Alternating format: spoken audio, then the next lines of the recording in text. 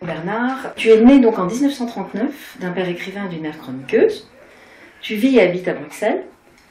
La première question qui me vient à l'esprit, c'est la couleur au centre du propos. Tes œuvres sont une ode à la couleur et à ses multiples visages. La récupération, les objets trouvés, tout un répertoire de formes t'intéresse. Ta pratique artistique questionne la relation entre le support et la couleur, révélant une vraie interaction et un dialogue entre ces deux éléments. Alors, la couleur avant le support et la forme, ou le support et la forme avant la couleur? C'est très très difficile de te répondre. Je me rappelle d'une émission à la radio, et le journaliste me dit « Bernard, la couleur ».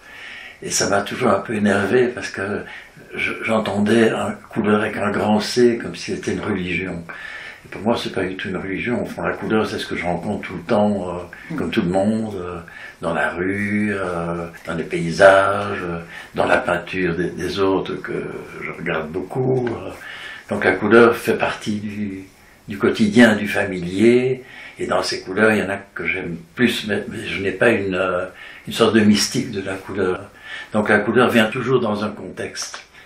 C'est ça qui pour moi est très très important. Le contexte, c'est d'abord un support que je choisis, ou que je rencontre, ou qui peut être un objet trouvé, mais qui peut être un panneau, une toile.